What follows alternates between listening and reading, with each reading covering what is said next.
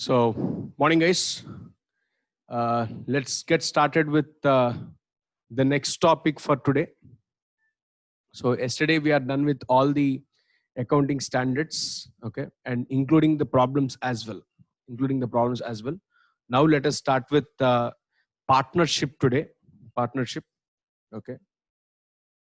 So, I'll first explain what is there for us in IPCC Group 2 partnership, okay, and then we will get ahead with solving problems in it. Okay. Now, partnership, there are two things to be understood. If your partnership is basically of two varieties. One, dissolution of partnership agreement. Second, dissolution of partnership firm.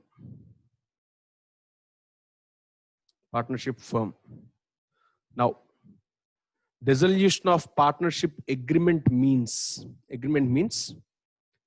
the partnership firm continues. However, the existing agreement between the partners will expire. Now, what all cases can happen there? There could be change in profit sharing ratio,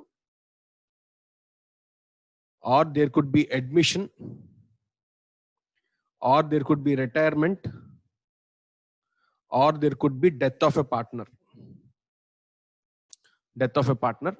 In these circumstances, we call it as dissolution of partnership agreement, wherein the firm continues to exist. However, the existing agreement between the partners gets changed. Okay. This is what you have learned in Group 1 of IPCC. Okay. When it comes to Group 2,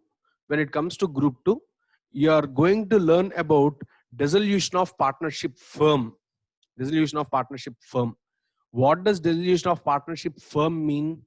It means the firm will completely lose its your entity itself is gone now. Okay. In such case, you call it as dissolution of partnership firm. Now, what all instances are we going to see? There could be dissolution of partnership firm as per agreed terms.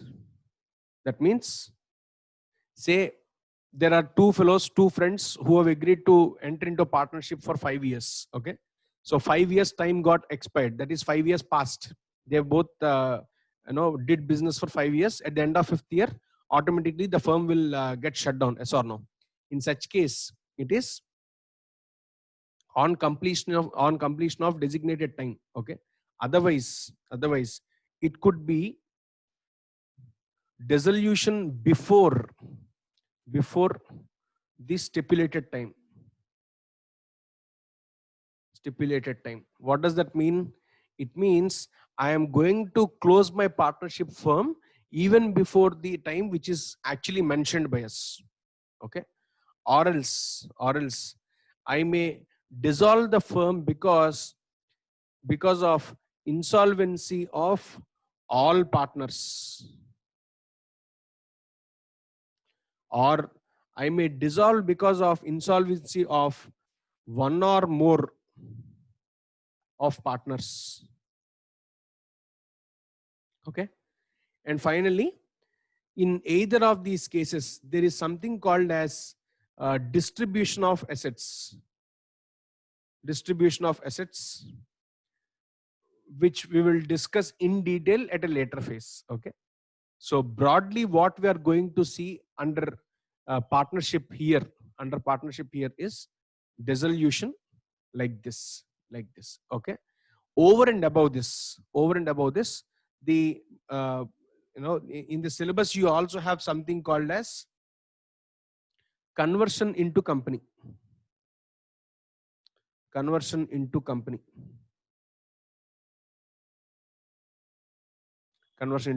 well we have. Okay. So these are broadly what we are going to see in partnership going forward. Okay. So let us first discuss each of these independently, and then we will get into how problems have to be solved in it. Okay. Now, having said this, let's first discuss about if it is dissolution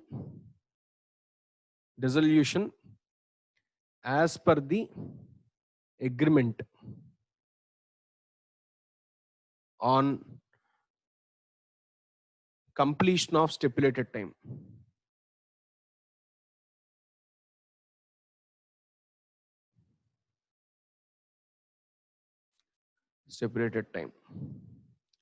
What does that mean? Like how I just mentioned, there are two partners, A and B. These both have started business on 1/4/2015, stated that they will continue the business for 5 years. Okay. So that means it's going to be till 31st of March 2020. Okay. So by 31st of March 2020, they are supposed to dissolve the firm. How do I dissolve is the question. Now, first step in any of these dissolutions is, number one, you are going to open an account called realization account. You're going to open an account called realization account, in which we would transfer all assets except cash. Okay. Except cash at book values. First, we would transfer all assets except cash at book values. Okay. Excuse me.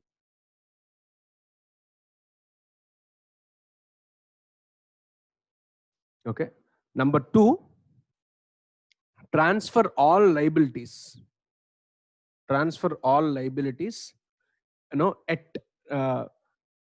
At book values. Whatever be the values you have in the balance sheet, you're supposed to take that. Okay. Now, you have some assets with you. You have some liabilities with you. Now, what is going to be done here is, second step, what we would do is realize all assets in cash.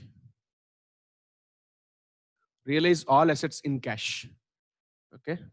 When you sell off all the assets in cash, what would be the entry? Now, if you observe, the assets are already transferred to realization account. That means if at all you get any cash, that is also transferred to realization account only. In realization account only, you take all these. Now, first of all, for transfer of assets into realization account, what would be the entry? Assets generally would have a debit balance. They are now going to be transferred to realization account, which means these assets would be credited. Yes or no? So entry for transfer of assets is going to be realization account debit to bank account. Okay. To assets account. Okay. And then for liabilities, what would be the entry? Liabilities generally will have a credit balance. Now you are transferring them to realization account. So entry would be liabilities account debit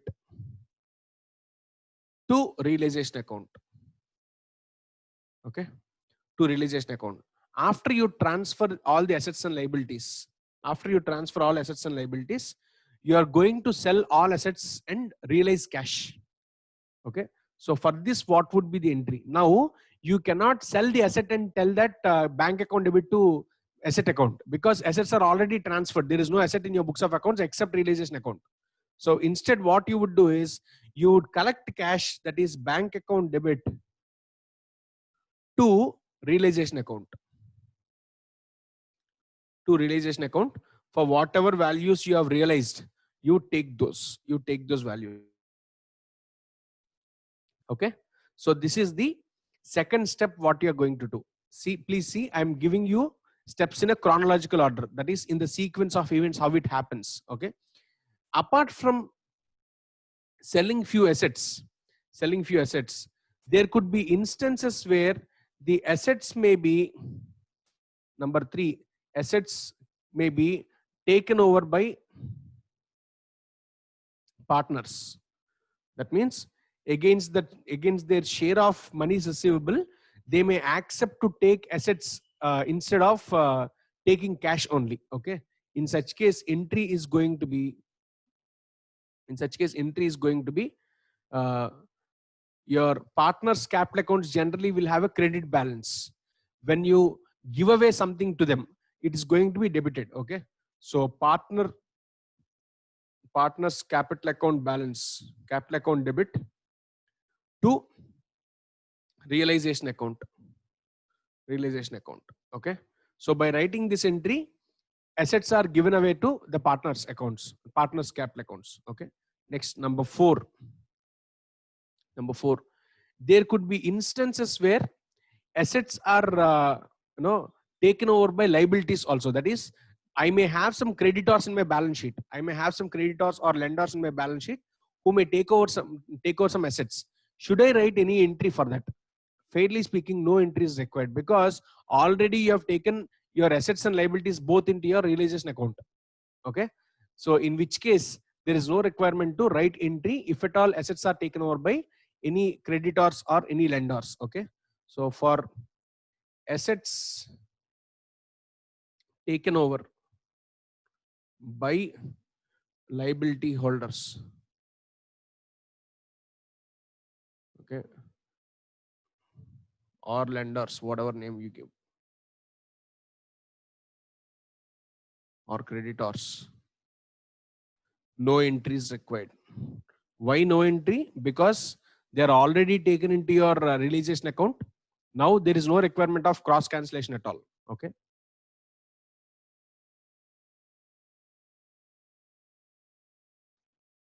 Now, once assets are settled, you will also settle the liabilities. Yes or no? So number five is going to be settlement of liabilities.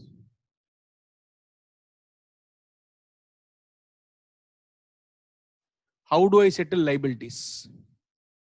These can be done either in cash or by taking over assets. Okay. Now, taking over assets, it is nothing but entry 4, because liabilities are being settled by giving away the assets. Okay. So for this, there is no entry required. Okay. So if it is something settled in cash, what entry would I write? Entry would be realization account debit. To bank account. It's going to be whatever money it is paid to the particular liability holder, it's going to be the value. Okay. Apart from these two instances, there could be a third instance, which is liability taken over by partner. That means he is accepting to pay the liability. So what happens, from realization account, I will transfer it to partner's capital account. Okay. Because I'll have to pay that extra money to partner. Now, what is supposed to be paid by the firm, the partner is willing to pay now. So what should I do? I should increase that value to my partner's capital account. No. Okay. So entry here would be realization account debit to partner capital account. In case it is taken over by, if a liability is taken over by partners. Okay. So by doing all this, what happens is everything will be, every outside liability is settled now. Every asset is sold. It is either sold, or it is taken over by your partners, or it is given away to your lenders or creditors or whatever be the case. Okay. So by doing this, finally what would be the position is, there will be monies left with the company, will be left with the firm, which are supposed to be distributed to the partners alone. Okay. Now, apart from distribution to partners, there could be something called expenses which have to be incurred. Okay. So step 6, expenses on dissolution. Okay. What would be the expenses on dissolution? The expenses would be whatever, you tell that, maybe he may mention that it is 10% of the total realized amounts and settlement is what the expenses incurred. Some information he would give, or else he would give you a bulk number.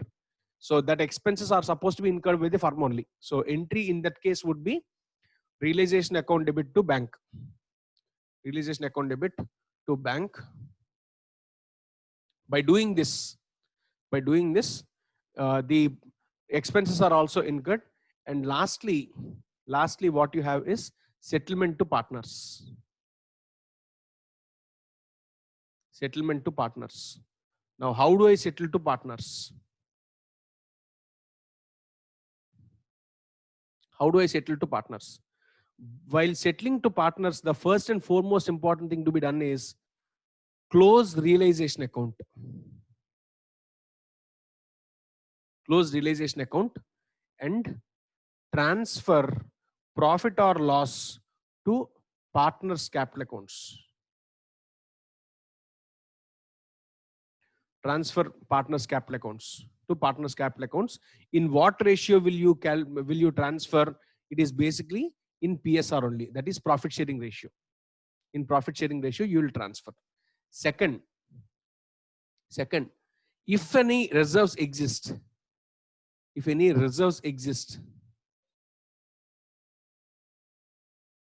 okay, transfer to partner capital accounts. Okay. Finally, what you would do is you will settle to partners with balance cash available.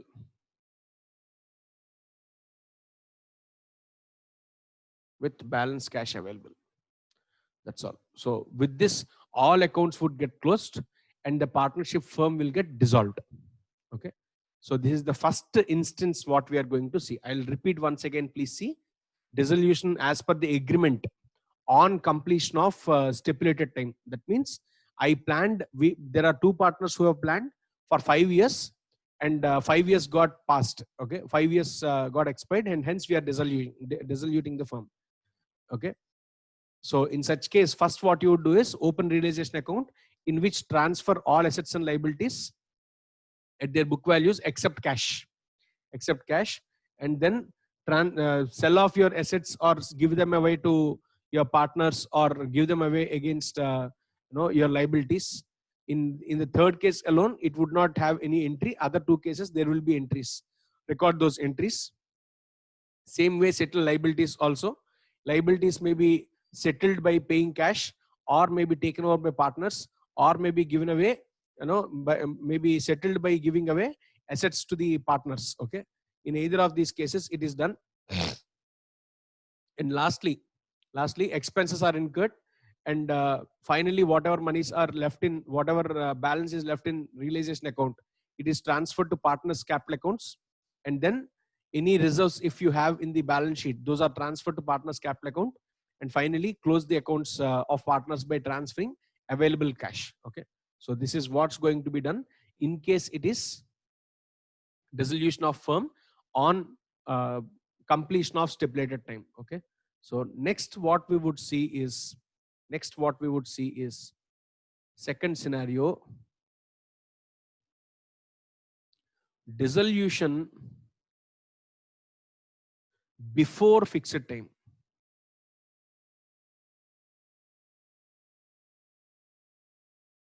Dissolution before the fixed time. What does that mean? It is being dissolved, the firm is being dissolved before the expiry of fixed term. Say, for example, there are existing two partners A and B. Who started the firm long back in 1990s. Okay. In 1990, it means at that time, say both of them are of age 35. Okay. Both of them are of the age 35. Time passed. In 2020, right now, what would be their age? It is 30 years passed. So these both fellows have got 65 years of age now. Okay. In 2020, they have stated that we will add C as a partner. We will admit C as a partner to the firm. Okay. While admitting C as partner, they promised C stating that he will be given at least 10 lakh rupees of profit every year. Okay. At least 10 lakh of profit every year. So some salary is also mentioned. Some business is going to be taken over by him. So there are multiple things which are promised to C, for which A and B have taken from C. A and B from C, they have taken 50 lakhs towards their goodwill. 50 lakhs towards their goodwill. Okay. What was C promised? C was promised that C will be getting 10 lakhs of profit every year. Okay. For at least next 10 years. For next 10 years. And apart from that, he will also be getting salary and other facilities from the firm. This is what promised to C. Okay. Now, in 2020, he is admitted.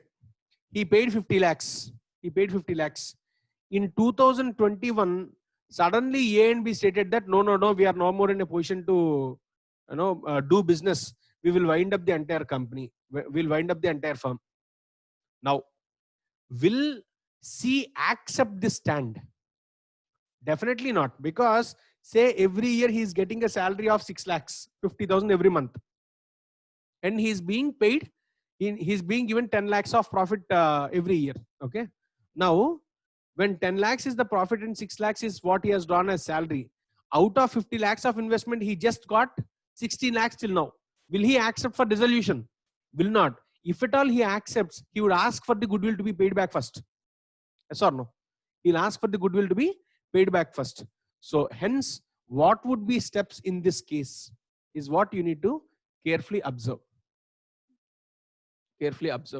So first, your all assets, your all items with respect to first step to seventh step, whatever you have seen in the previous scenario, those would continue. Additionally, one more step what we are supposed to do is, while settling partners, what has to be done is, the sacrificing partner, whoever is here, okay, he will be given sacrificing partners in this case are A and B. Yes or no? C is the gaining partner initially.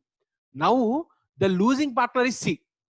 That means C is actually sacrificing now. In dissolution, C becomes the sacrificing partner, because by dissolving the firm, who is actually losing money? Only C. Okay. So what C will ask for is, A and B will have to make good the amount of investment made, that is in the form of goodwill. Okay. So whatever is taken by A and B earlier is supposed to be transferred to C first, and only then dissolution has to happen. This is what additionally we are going to see in case dissolution happens before a fixed term. Okay. So what entry would be passed in this case? So partner A account debit, partner B account debit to partner C account is what we are going to write. And what would be the amount of amount which will be transferred from A and B? It's going to be the amount of goodwill which A and B have taken while admitting C. Okay. So this is supposed to be refunded back to C, and only then you would go ahead with your closure of accounts. That's all. Okay. So this is scenario 2. Next.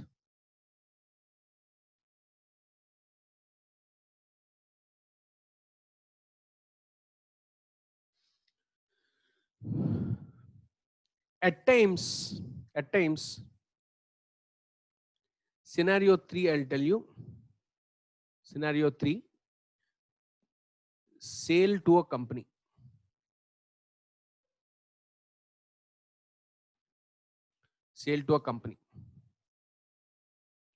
What does sale to a company mean? I am selling away my partnership firm to somebody who is a company. Okay. In such case, what happens is, my firm will get something called as purchase consideration. Okay, my firm will get something called as purchase consideration. How to calculate purchase consideration? It is similar to what we have seen in amalgamation. Okay, based on the assets and liabilities being taken over, they would arrive at some value, or some basis would be given there, which he tells you, and that would be the basis for your calculation of purchase consideration. So first calculate purchase consideration. Okay, now second, in the books of the firm, in the books of firm, accounting will happen. How accounting would be done? Accounting would be done similar to selling companies books of accounts in amalgamation. That means all assets and liabilities will be transferred to realization account at book values. Okay, any profit or loss in realization account will be transferred to partners capital accounts. Partners capital accounts, and finally partners capital accounts will have credits and debits with respect to any reserves, positive reserves and negative reserves will be transferred to partners capital accounts from the selling companies, selling firms books. Okay, and by doing that, all accounts except partners capital accounts will be pending. Okay, in this partners capital accounts, you will transfer the purchase consideration received from the purchasing company, and automatically purchasing company's books would get closed. Okay, so that means in the books of the firm, accounting is similar to selling company accounts. Selling company accounts in AS 14. It is similar to that. Okay.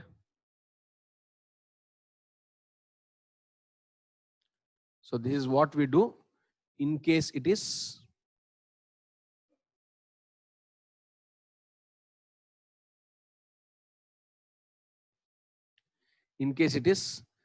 firm. Okay, after this, in the books of purchasing company,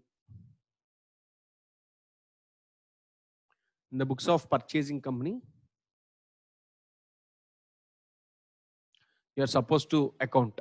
Okay, now while taking assets and liabilities, you would transfer assets and liabilities at whatever values you have agreed for. Okay, agreed values you take, liabilities settlement values whatever you have agreed for, that would be taken, and finally net off, you either get a goodwill or capital reserve. And finally accounting would be done, which is going to be similar to your accounting in amalgamation only. Okay, so what are the entries which will be passed? Number one, you would pass a due entry, that is liquidator of the firm account debit to business purchase. Number two, transfer of all assets and liabilities, that is incorporation of all assets and liabilities at their fair values, if at all fair values. Otherwise, if you are taking at book values, whatever you have agreed upon. Okay, so take those. That is entry 2, that is incorporation of assets and liabilities. Number 3 is going to be settlement, that is your settlement of monies to shareholder, to this partners, whoever you have agreed upon. Okay, by issue of equity, share capital, or cash, whatever it be, you're going to settle it off. Okay, so settlement would be the third entry which you are supposed to pass. Clear? So broadly, these are what we are going to record whenever there is a sale to a company. Clear? So this is scenario 3. Now till now what we have seen is first scenario, where partnership firm has continued till the number of years for which it is agreed upon, and partners have dissolved. Okay, that means it is dissolution on completion of stipulated time. Second case, when partnership firm is dissolved even before completion of stipulated time. Okay, in such case what happened?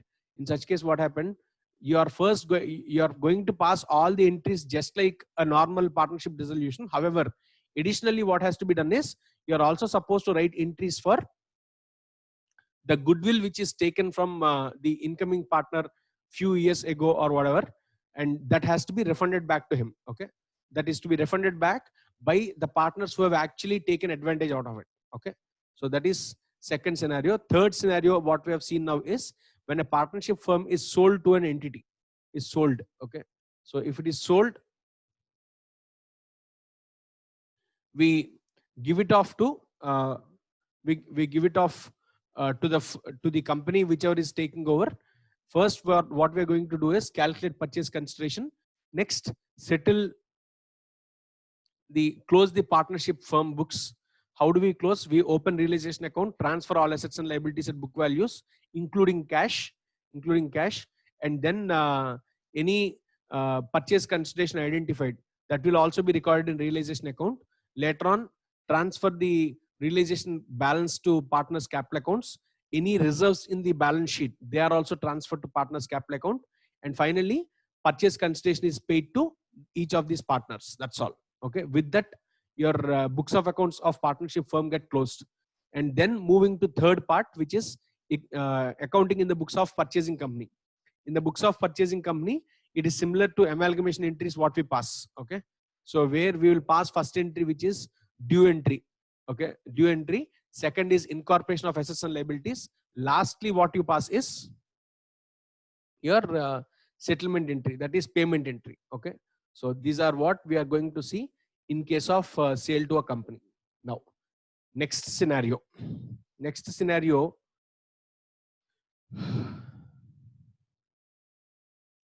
Insolvency.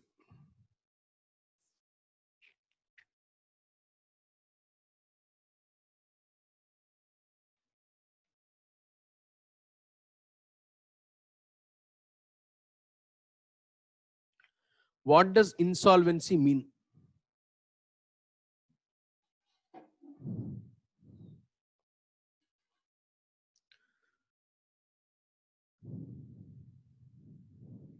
Now, what does insolvency mean?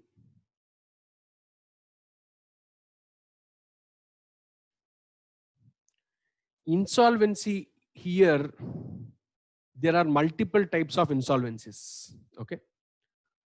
Number one, insolvency of one of the partners. Okay. Or all of the partners. Or all of the partners. Okay. In either of these cases, how accounting should be done is something which we need to cautiously see. Okay.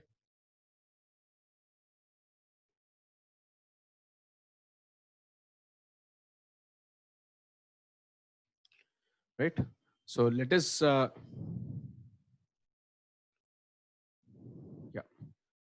one of the partners has become insolvent, or all of the partners might have become insolvent. In either of these cases, we are going to see how it has to be dealt.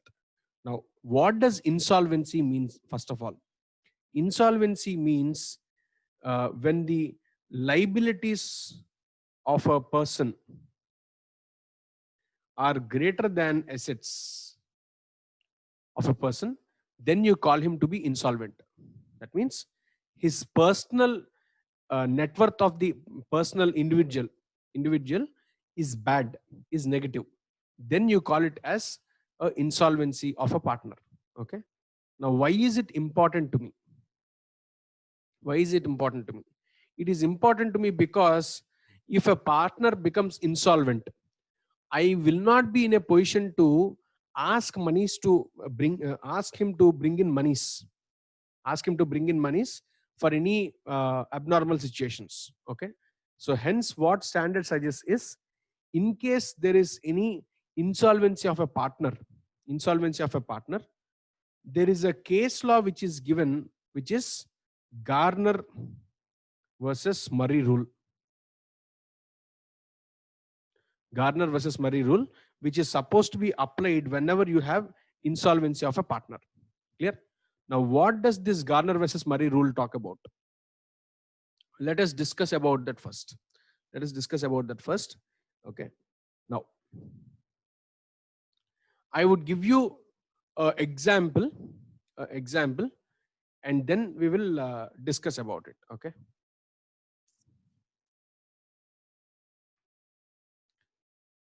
say this is the partners capital accounts what I have. I have 3 partners. Okay.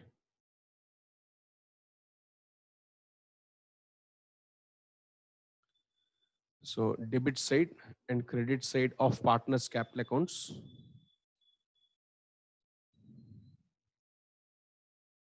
Okay. Say there are 3 partners ABC. ABC. Okay. Now, after passing all the adjustments in the partnership books, I have got to know that A has got a 10,000 credit balance. B has got 5,000 debit balance. Okay. C has got 15,000 debit balance. 15,000 debit balance. Okay. Now, first of all, let us understand who became insolvent. For example, say C is identified to be insolvent is what the question says. The question says C is identified to be insolvent. The moment C is identified to be insolvent, whatever loss is supposed to be borne by C is supposed to be borne by A and B in the ratio of their capitals just before the transaction of just before your settlement of partners capital accounts. Okay. So based on their capitals ratio at that juncture, they are supposed to take responsibility of C's negative balance, C's share of loss, and that has to be made good. Okay. C's share of loss, and that has to be made good. Okay. 1 second. Yeah. Sorry, guys. Some call. Now, I was mentioning that. I was mentioning that C is a insolvent partner is what we have identified. Okay. Now, what should be done by the partners who are solvent is the question.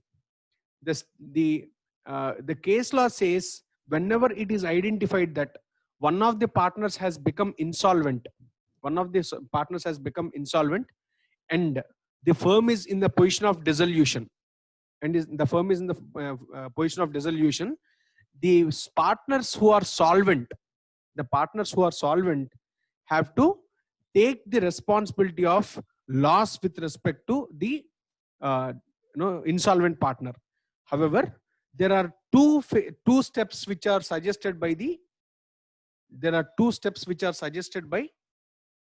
this particular case law. What is it? Number one, first, the solvent partners have to bring in cash. Solvent partners bring in cash. To what extent should they bring in? They should bring in cash equal to their share of losses. Okay.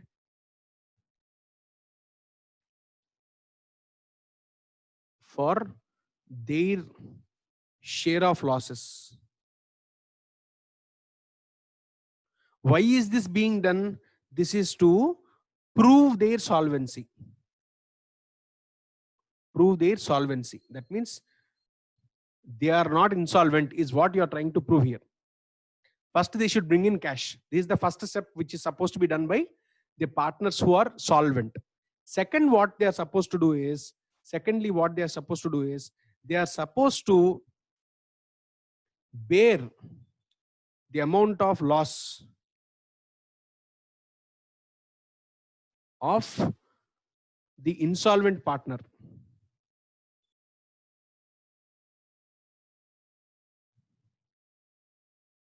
In what ratio should I bear? It says the case law says these guys are supposed to bear the loss in the ratio of capital holding, that is capital in their books of accounts, in their both accounts, capital balances just before dissolution. just before dissolution, whatever is the balance in their books, that is the balance which you are supposed to take. And in that ratio, both of these partners, remaining partners, have to bear the amount of loss. Okay. Now, for example, in this case, what I told is there is partner C who has become insolvent. He has got a debit balance of 15,000. This partner B also is having 5,000 of debit balance. 5,000 of debit balance. Should I be bothered about it? Actually not. Actually not.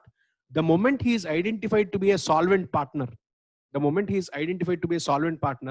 he also has to bring in cash to prove his solvency. To the extent of loss what he is going to bear, he also has to bring in the cash to prove his solvency. Okay. First requirement is that. Second requirement is with respect to your share which is supposed to be taken with respect to loss of insolvent partners. It is not the balances after all transactions are entered which is relevant for me.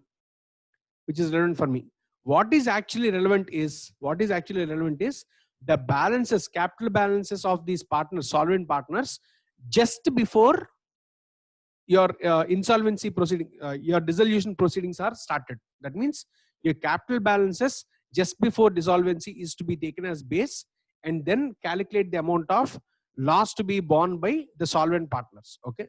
So these are the two important steps what are relevant for me whenever a partner becomes insolvent. Okay. So I'll repeat once again. We are talking about dissolution of a firm in which one of the partners has become insolvent. Okay. In such case, what is supposed to be done is you are supposed to identify the other partners who are solvent, and first they should bring in the amount of loss they are supposed to bear. Their share of loss is supposed to be borne by them, and that should be brought in cash. First step to be done. Why is this being done? To prove their solvency. This is being done. Second step, for the amount of loss which is being borne, which is supposed to be borne by the insolvent partner, it is going to be borne by the solvent partners. To what extent will they solve? In what ratio will they solve?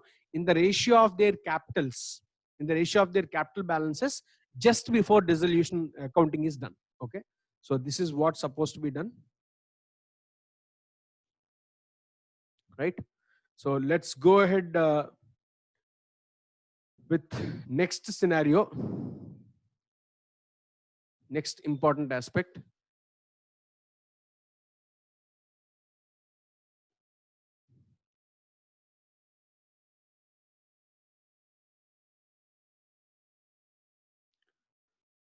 What if, so this is scenario 4, right? 4A. Now I'll tell you scenario B, 4B. Scenario 4B, if all partners are insolvent.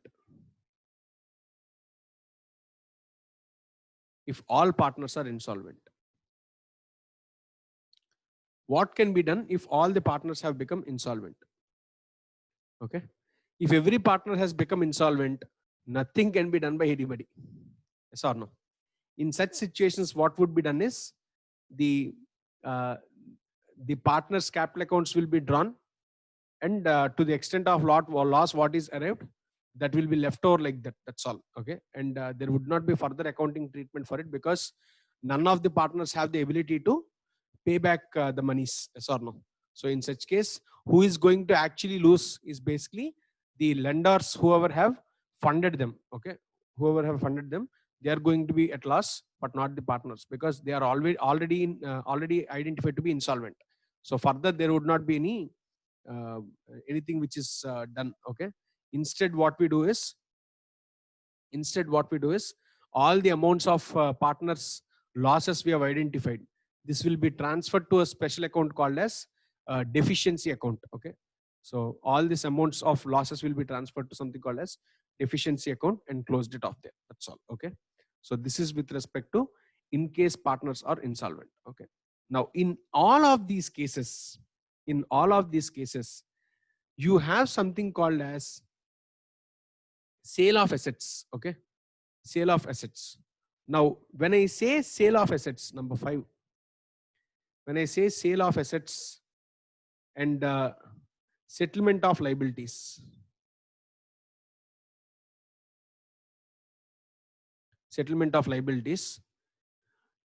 I will not be able to sell my assets immediately the moment I think of selling them. Yes or no? I will not be able to sell them immediately the moment I think of selling them. In such case, what happens is, there is something called your gradual realization of assets which happens. Gradual realization of assets which happens. Okay, and piecemeal distribution. That means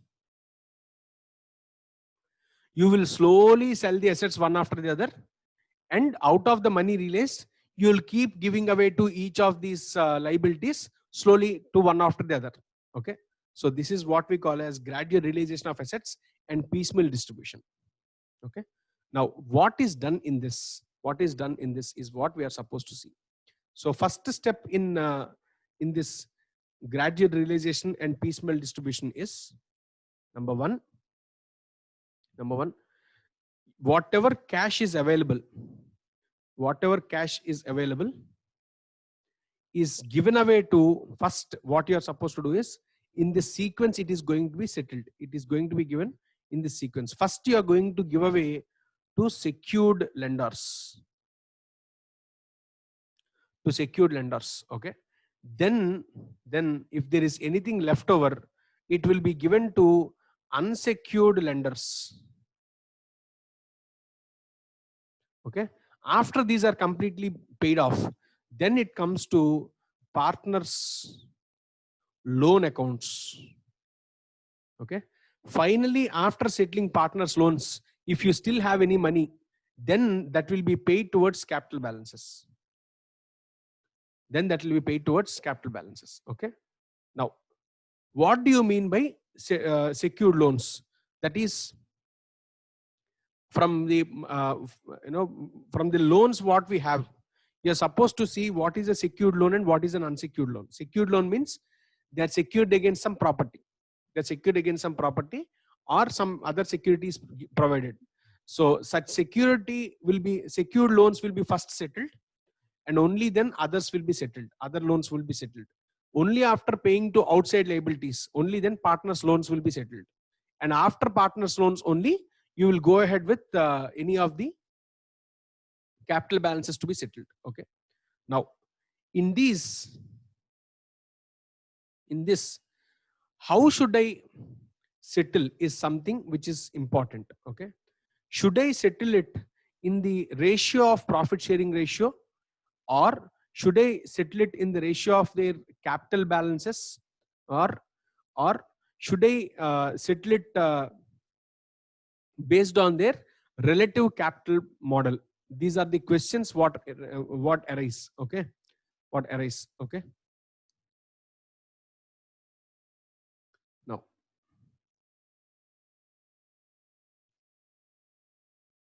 what standard says is, standard suggests, sorry, not standard, the act, what the accounting part of it suggests is, there are two ways in which you can realize the monies from the assets and settle to your liabilities. The two methods are, number one, which is called as proportionate capital method.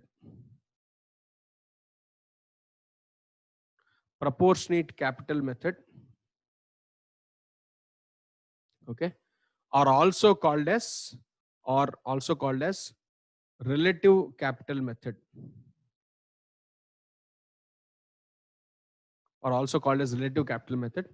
The second method which is upheld is number two, which is called as maximum loss method. These are the two methods in which you may adopt, settlement of piecemeal distribution. Okay. Now, what is each of these methods? Let us understand. Let us understand. In proportionate capital method, your objective is you would try to settle the monies to the partner, to other lenders and all, in such a way that the final partners capital accounts on settlement of everything, loss will be in the ratio of their proportionate capital only. Okay, they will be distributed monies in the ratio of their proportionate holding only. Okay, so that is with respect to proportionate capital method. When it comes to maximum loss method, you would ensure that the partners losses, whatever is being distributed, the loss would be, yeah, it will be taken by the partners, and it would be in the ratio of their capital holding. Okay, so this is how it is done. Now, though I explain it in theory, it might not be understandable to you. If we take up a problem and do, then you will be able to understand. Okay, so I'll take a small illustration. I'll take up a small illustration and do, only then you will be able to follow. Okay, say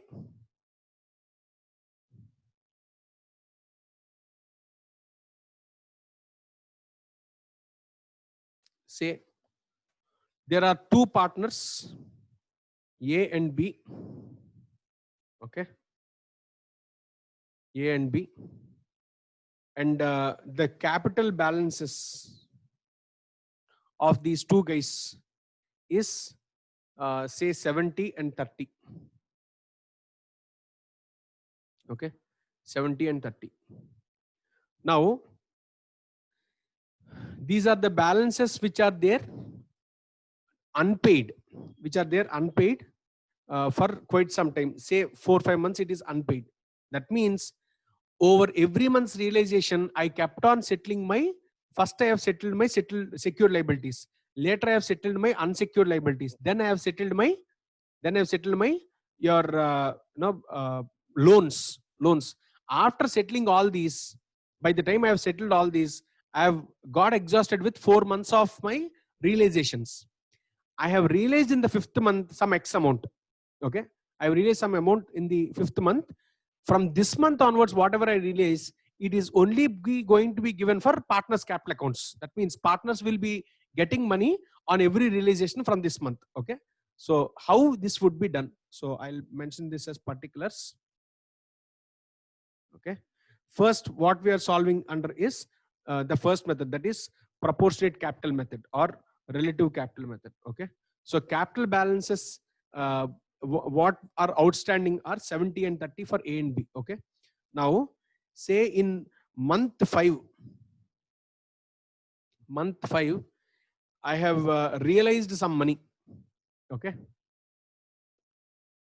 I have realized some money. Now, what is the month 5 realization I have got? Say it is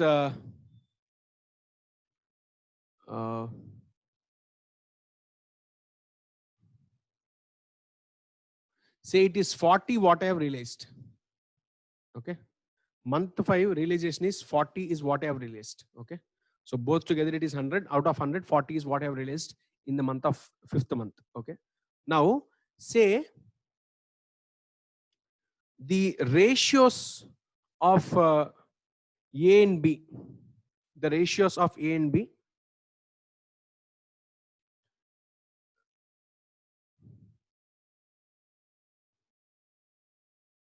it is supposed to be 3:2 is the ratio what they generally share, is what they generally share. Okay, 1 second. So say the partners ratios, the profit sharing ratio of partners is 3:2. Okay, now when 3:2 is the ratio, take a separate working note. Take a separate working note.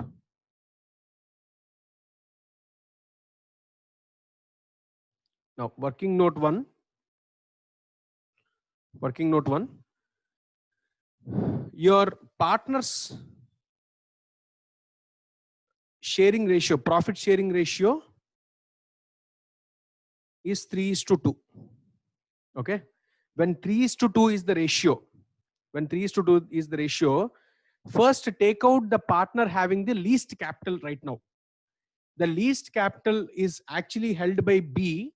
B has got 30,000 if I'm not wrong. Yes or no? So it is 30,000. Okay. If 30,000 is what B is maintaining for 2 shares out of 5 shares, how much A should have maintained is the question mark. How much A should have maintained for 3 shares out of 5 shares? Okay. It is going to be 30,000 into 3 divided by 2. Yes or no? Into 3 divided by 2, you get 45,000. You get 45,000. Yes or no? That means at this juncture, when B is, what you're doing is you're trying to bring both of these partners' capital balances in proportion to their profit sharing ratio. Okay. In proportion to their profit sharing ratio. So for 30,000 of investment made by B, he is getting 2/5. How much A should have invested to get 3/5 ratio? He is actually supposed to invest only 45,000, right? Now look at what is actually invested by A. A has actually invested 70,000. 70 is the amount of investment. That means out of the fifth month realization of 40, see the difference between 70 and 45. See this difference between 70 and 45. Okay. So 70,000 and 45, you have got 25,000 of difference. First, out of the 40,000 which you have released, pay 25,000 first to A. Okay. So that means your from working note 1,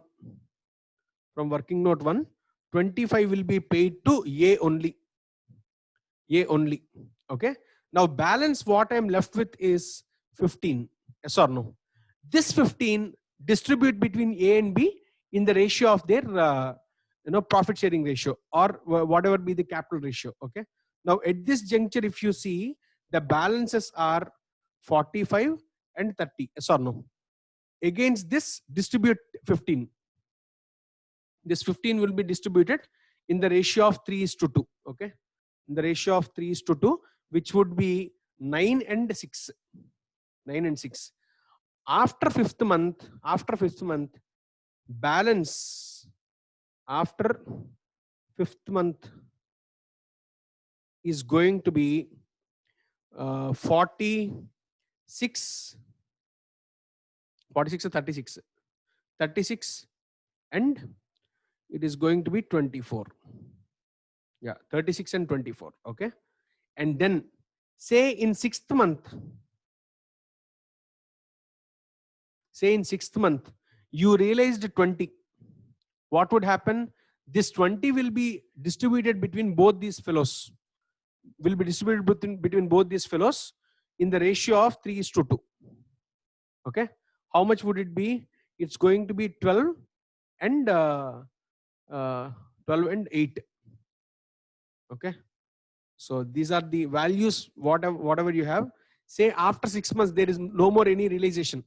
So what happens is the balance which goes to deficit,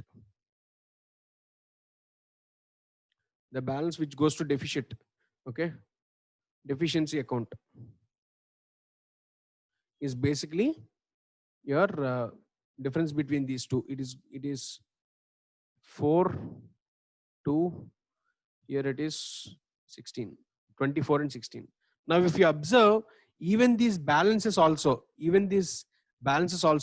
will be in the ratio of your capitals only. This is why we call it as in the basis of proportionate capitals method. Okay. So whatever we are going to settle, it will be based on the proportionate capital only. So what is important for you here is, first out of the monies received initially, you are supposed to see how much is excess invested by any of the partners. Okay. Based on the profit sharing ratio and the least amount of capital contributed by one of the partners, you are supposed to calculate the capitals which are supposed to be maintained by other partners. Okay. So then any excess monies, whatever we have, will be distributed between the partners who have contributed more to the capital first. Okay. and later on we will distribute the balance monies to other partners in the ratio of their profit sharing ratio, or it would be your capitals ratio only. Okay, so this is what we do in first method. Okay, the second method what is suggested is maximum loss method. Maximum loss method. How do we do this? When we say maximum loss method, it is basically you are trying to identify what is the maximum loss. Okay, we keep that and balance is actually paid. Okay, we keep that and balance is actually paid. Fairly speaking, either under maximum loss method or proportionate capital method, your answer would be the same. However, the presentation is slightly different. Okay, now let us see what is maximum loss method. Let us take the same old example which we did under proportionate capital, adopt the same thing for doing problem in this also. Okay, now same particulars, A and B, you have two columns. Okay, A and B. Okay, now particulars, you have capital balances which is 70 and 30. Okay, and you have stated that fifth month realization is 40. Okay, that means the total amount which I want is 100, total of 70 and 30. Okay, total what I actually want is 100. However, right now I have got only 40 rupees on hand, which means I have a maximum loss of it is 100 minus 40, which is 60. Yes or no? Maximum loss what I have is 60. So out this 60 will be distributed between A and B. The 60 will be distributed between A and B in the ratio of their profit sharing ratio. So it is going to be 36 and 24. Okay, on deducting this, the cash what is paid, cash what is going to be paid is, here it is going to be 34. Okay, and here it is going to be 6. Okay, so from the first set of fifth month collection what you have got, you are going to pay a cash of 34 and 6 rupees. Now look at the previous problem what you did. Previous problem, if you see, your cash payment from first realization, that is fifth month realization, is 25 and 9, which is actually 34. Okay, and for B it is 6. Same thing we are doing in maximum loss method also. However, the presentation is different. Cash paid is 34 and 6. Okay, once this is done, now you have a unpaid balance. I'll move to next page. Okay, same format I'll take. Particulars A, B. Okay, now you have unpaid balance of 36 and 24. How did I get this? It is basically nothing but the maximum loss which you have identified here. Okay, this is what I'm taking down here. Unpaid balance is 36 and 24. Out of this, I have got sixth month realization. Sixth month what I got is 20. Sixth month what I got is 20. Now if you observe what is the maximum loss. Now at this juncture, you have a total receivable of 60. Okay, maximum loss is basically 60 minus 20. How did you get 20? 20 is basically 6th month realization. Okay, 6th month realization is 20. So that means my maximum loss is actually 40. This 40 will be distributed between A and B in the ratio of their profit sharing ratio. So it is going to be 40 in the ratio of 3:2 would be 24 and 16 and 16. Okay, that means cash paid is going to be this minus this, which is 12 and 8. 12 and 8. Okay. So finally, you have an unpaid balance. So the final unpaid balance is going to be 24 and 16. This is the same value what you have even in your previous step also, previous calculation, that is previous method. Under proportionate capital method also, you had the same balance of 24 and 16. Even under maximum loss method also, you have unpaid balance of 24 and 16. Okay. So this is the methods. These are the methods in which we will be calculating the piecemeal distribution concept. Okay. So with this intro, I think we are done with all the methods what are possible, what all are possible. Okay. So let us go ahead with problems now. Right.